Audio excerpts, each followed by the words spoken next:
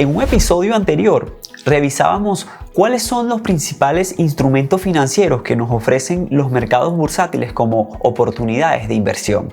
Uno de esos instrumentos son los denominados ETFs, por sus siglas en inglés Exchange Traded Fund o en español fondos de mercado cotizados.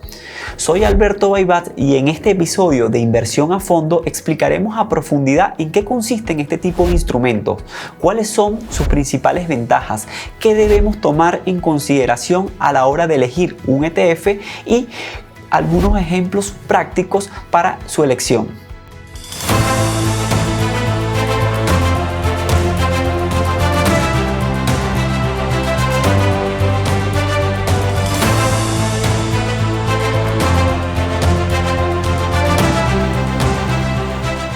Nos parece importante entender, comprender la naturaleza y el funcionamiento de los ETFs como instrumentos de inversión, especialmente para todas aquellas personas que apenas se inician, que no tienen los conocimientos necesarios, la formación o el tiempo para gestionar activamente sus portafolios. Aunque esto lo menciono a efectos de nuestro propio entendimiento, pero esas no serían las únicas razones para invertir en un ETF. Es decir, cuando digo las únicas razones me refiero a que no tengas tiempo o a que no tengas formación. Hoy en día, los grandes bancos de inversión, gestoras de fondos, utilizan los ETFs como vehículos de inversión. Cuando compramos un ETF, lo que estamos adquiriendo es un activo o un instrumento que a su vez contiene una canasta de activos subyacentes. Es decir, es como si compráramos una acción. Lo único es que en el caso de la acción estamos comprando la fracción de una empresa, estamos comprando algo específico.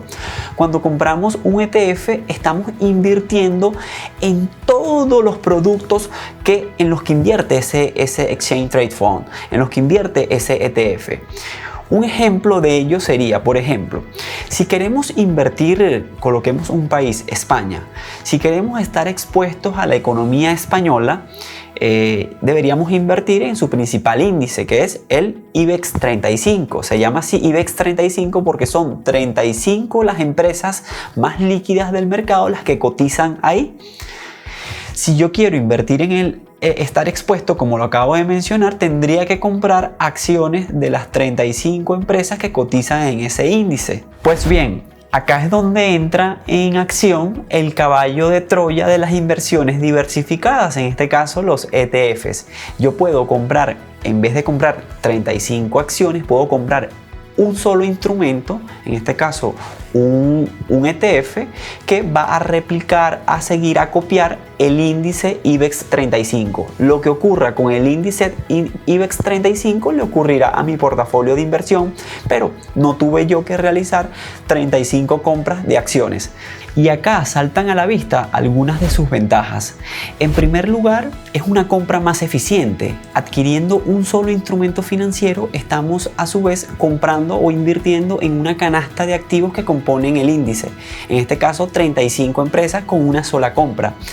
En segundo lugar, no necesitamos todo el capital que implicaría comprar individualmente las 35 acciones que componen el IBEX 35, sino que podemos invertir simplemente una fracción o un porcentaje muy pequeño de nuestro capital. ¿A qué hago referencia con esto? A lo mejor invertir comprando una acción de las 35 empresas me puede costar en términos de inversión $3,000, pero si yo lo que quiero invertir o exponer de mi capital son $500, lo puedo hacer perfectamente a través de un ETF. Una tercera ventaja sería la diversificación. A pesar de que estamos comprando un solo tipo de activo, en este caso un ETF, vamos a estar expuestos a 35 empresas que componen un índice. Entonces ya vamos a tener una inversión diversificada. Una cuarta ventaja serían los beneficios fiscales. Normalmente las acciones, las personas o empresas tributan sobre ganancias de capital. Esos porcentajes de tributación podrían ser altos, porcentajes que pueden ir del 5 hasta el 30%. Normalmente los ETFs tienen algunos incentivos tributarios que pueden influir sobre nuestras decisiones de inversión. Una quinta ventaja es que los ETFs cotizan o son fondos, precisamente como su nombre lo dice, son fondos cotizados. Podemos comprarlos y venderlos durante una sesión bursátil de la misma forma como compraríamos o venderíamos una acción. Y ello nos lleva también al tema de liquidez. Mientras mayor sea el fondo, y esto sería una sexta ventaja, mientras mayor sea la capitalización del ETF, mayores serán los niveles de liquidez. Y esto es importante porque los costos, mientras más líquido sea el ETF, menores serán los costos de transacción, la diferencia entre el bid y el ask, es decir, entre el precio de compra y el precio de venta. Una séptima ventaja sería la transparencia. Con transparencia hacemos mención a que ya sabemos con exactitud dónde invierte el ETF. Si nosotros estamos invirtiendo en un ETF que es el Lyxor 35, ya nosotros, vamos, revisamos el ETF, lo analizamos y de dónde invierte este ETF. Este ETF invierte en estas acciones que componen el índice IBEX 35. Si invertimos en un índice tecnológico, ya de por sí nosotros tenemos conocimiento con antelación de cuáles son las empresas tecnológicas en las que invierte ese índice, y eso nos da mayor transparencia. Y por último, una octava ventaja, y tal vez una de las más importantes, es la eficiencia en costos. Los ETFs normalmente son gestionados de manera pasiva. ¿Qué quiere decir que son gestionados de manera pasiva? Que no hay detrás de ellos un gestor que esté tomando constantemente decisiones sobre qué comprar o qué vender. Y entonces eso hace menos oneroso, es decir, más barato la adquisición o la venta de este tipo de instrumento financiero.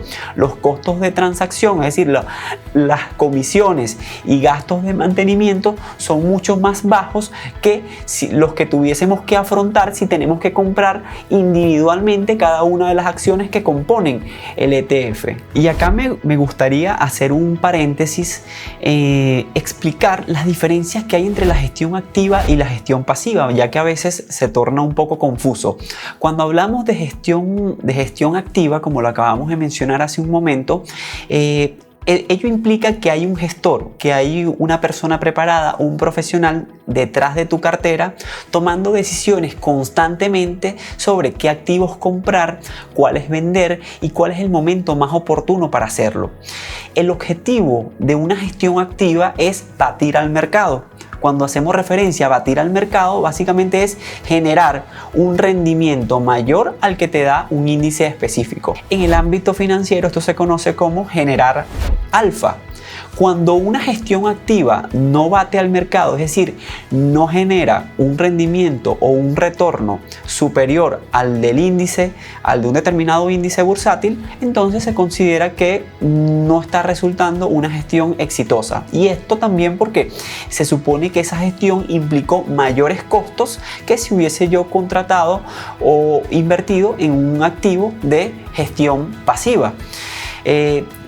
Con la gestión pasiva hacemos referencia precisamente a que lo que hacemos es copiar o rastrear el comportamiento de un determinado índice, de un sector en específico, del comportamiento de una economía que puede ser regional, local, mundial, de un determinado mercado. Es decir, existen diversidad de opciones para todo tipo de perfiles de inversor a la hora de escoger un ETF de gestión pasiva. Entonces, mi intención es comprender un poco esta diferencia entre la gestión activa y pasiva, ya que muchas veces nos vamos a encontrar también ETFs que son gestionados de manera activa, pero ahí tenemos que entonces comenzar a revisar cuáles son los beneficios de esa gestión activa. Normalmente tienen estrategias distintas a lo que sería una estrategia en una inversión pasiva, pero también tienen mayores costos de transacción.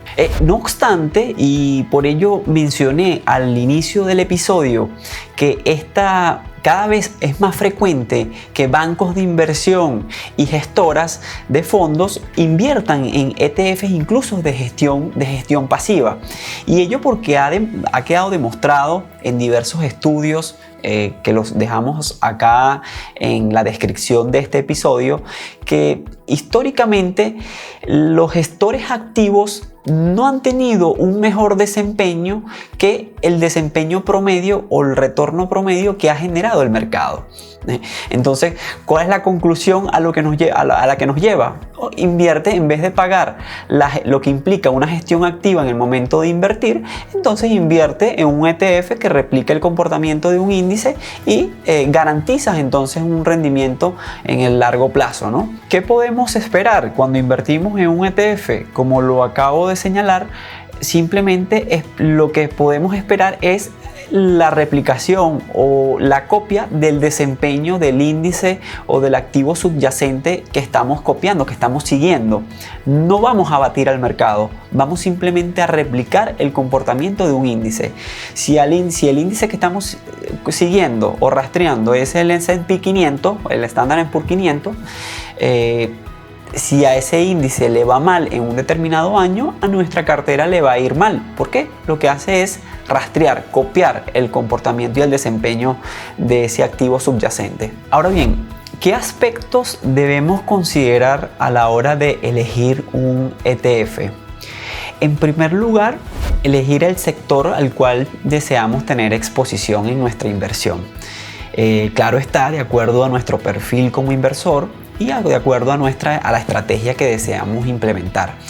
Existen ETFs para todos los gustos y colores en el mundo de la inversión, ¿no? Si queremos, por ejemplo, invertir en las 500 empresas más importantes de los Estados Unidos, compraríamos un ETF que replique el comportamiento del S&P 500.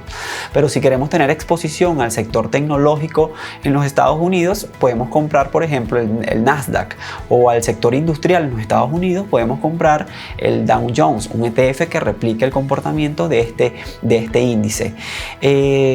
Podemos comprar incluso ETFs que repliquen el comportamiento o el desempeño que va a tener la economía mundial o que va a tener una determinada economía emergente, o podemos comprar un ETF que solo invierta en empresas que tengan cierta capitalización de mercado, es decir, empresas de gran capitalización, empresas grandes que tengan altos niveles de capital social invertido en la bolsa, o lo que se llama las small cap, que son empresas pequeñas, empresas que normalmente se encuentran en fases de crecimiento y tienen retornos esperados mayores que los que tendría una empresa de alta capitalización. Puedo incluso elegir invertir en empresas value, lo que se conoce como empresas value, o empresas grow, es decir, empresas de crecimiento o empresas un poco más estables, de flujos predecibles. Puedo elegir incluso un determinado sector. Un ETF que a su vez invierta en el sector energético, que invierta en empresas que están desarrollando tecnología para el metaverso, un ETF que invierta solo en empresas que gestionan bienes inmuebles, lo que se llama, lo que se conocen como los real estate o los REITs. Podemos invertir en una empresa, en un ETF que tenga exposición a un sector como el energético, el financiero, bueno, en fin, a cualquier tipo de sector. Al final de este episodio veremos algunas páginas que les voy a recomendar donde podemos nosotros mismos hacer nuestra propia investigación del desempeño que han tenido muchos ETFs y que nos ayudarán, y las variables que debemos nosotros analizar para elegirla.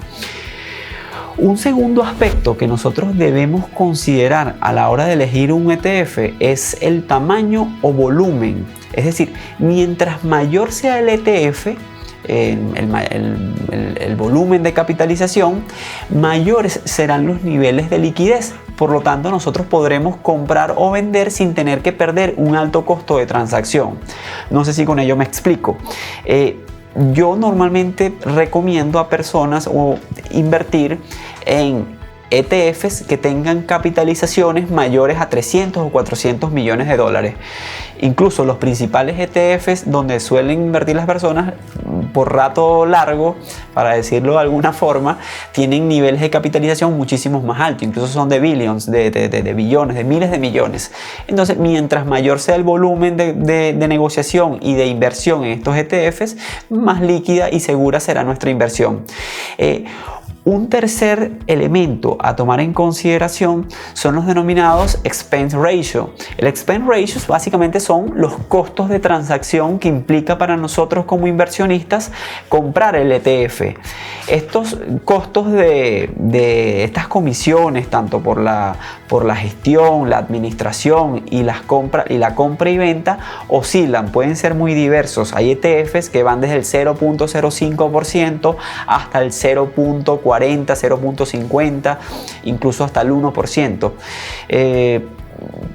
Ya un costo de transacción mayor al 0.40%, a pesar de que suena poco, en el largo plazo sí constituye o se lleva una parte de nuestro rendimiento. Entonces podemos encontrar muy buenos ETFs, compararlos, y el expense ratio puede ser un elemento que nos ayude a nosotros a tomar nuestra decisión.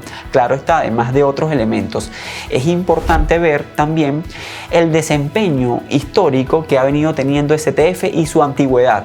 Mientras mayor antigüedad tenga el ETF, es decir, mientras más años tenga cotizando en el mercado, más data nosotros tendremos para poder revisar cuál ha sido su rendimiento promedio a lo largo del tiempo de cotización.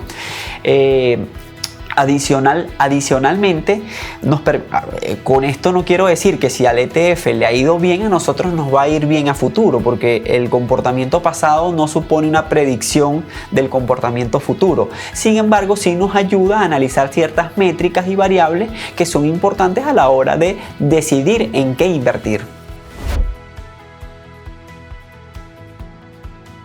Quiero invertir en un ETF, pero ¿cómo analizarlo? ¿Dónde obtengo toda la información? Entonces, acá lo que quiero mostrarles rápidamente es, por ejemplo, las páginas web. Esta página me gusta mucho, etf.com. Si el índice que nosotros queremos, en este caso el ETF que queremos comprar, es el SPY, por ejemplo, nosotros lo colocamos acá y le damos clic, y acá vamos a tener una descripción del ETF. Acá nos va a decir, claro, en inglés, cuál es la descripción de este ETF, un breve resumen. Acá nos dice el SPY es uno de los más reconocidos y más antiguos ETFs listados en la bolsa de los Estados Unidos, de los que está mejor rankeado. El fondo replica el comportamiento del Standard & Poor's 500, etc. Entonces acá tenemos una descripción del ETF. Acá podemos ver su comportamiento histórico, su desempeño a 5 años, 3 años, 1 año. Por ejemplo, el SPY ha tenido un retorno promedio histórico en los últimos 10 años de 15.16%. Si lo comparamos con su benchmark, que es el Standard & Poor's 500, es de 15.27%, es decir, que está bastante ajustado el track. Información relevante como quién es su emisor, desde qué fecha cotiza, para ver la información histórica, cuál es su expense ratio, es decir, los gastos por comisión y mantenimiento que implica la compra de este es el 0.09%. Los competidores, es decir, algunos ETF que siguen también el S&P 500, pero que tienen algunas variables distintas. Esto es importante a los efectos de que podamos comparar. Luego tenemos acá algunos ratios financieros, por ejemplo el price to earning, cotiza 27 veces sus ganancias, cotiza 4.92 veces su valor en libro, el número de tenencias son 507, es decir, tiene 507 acciones. Si queremos ver en qué invierte, acá lo podemos ver. Por ejemplo, las principales tenencias son Apple, Microsoft, Amazon. Si queremos ver todas, le damos clic aquí en View All, y ahí vamos a ver todas las acciones que posee el ETF. Lo importante es que nosotros hagamos uso de estas herramientas para poder analizar precisamente el ETF que sea de nuestro interés. Muchas veces, no vamos a conocer no vamos a conocer el ticket, Entonces lo que podemos colocar, por ejemplo, si queremos invertir en la industria de semiconductores, entonces colocamos aquí semiconductores y acá nos va a arrojar la búsqueda algunos resultados. Por ejemplo, entonces podemos entrar acá a iShares Semiconductor ETF, ¿no? Este es uno también de los más conocidos, con el ticket SOXX, y lo mismo, ¿no? Acá podemos ver la descripción del ETF, algunos desde qué fecha está cotizando, desde el año 2001, cuál es su expense ratio, cuáles son algunos ETFs competidores. Esta labor es muy importante a la hora de elegir el ETF, ¿no? Porque ya acuérdense que acá vamos a estar ya invirtiendo de manera diversificada, pero sí es importante que entendamos en qué estamos invirtiendo. Y bueno, hay algunas otras páginas web, además de ETF.com, por ejemplo, que les voy a dejar en la descripción de este video para que ustedes puedan chequearlas, pero que también son bastante intuitivas a la hora de hacer análisis de este tipo de instrumentos financieros. Entonces hemos revisado de manera un poco más intuitiva y práctica cómo analizar un ETF, dónde realizarlo, y esto es lo importante cuando nosotros pretendemos gestionar nuestras propias carteras o tomar nuestras propias decisiones de inversión. A veces, analizando todas estas métricas y variables que acabamos de ver, que acabamos de analizar en los distintos proveedores de ETFs, podemos nosotros terminar tomando nuestra decisión. Ahora, hay algo muy importante, que es que depende del broker que utilicemos el ETF que encontremos. A ver, con esto lo que intento señalar o explicar es que en el mundo hay muchísimos ETFs, cientos y cientos, si no miles de ETFs. Entonces, cuando nosotros, por ejemplo, tenemos un broker como Ameritrade, Interactive Broker, o algún broker local en el país donde nosotros estamos residiendo, o TradeStation, etc.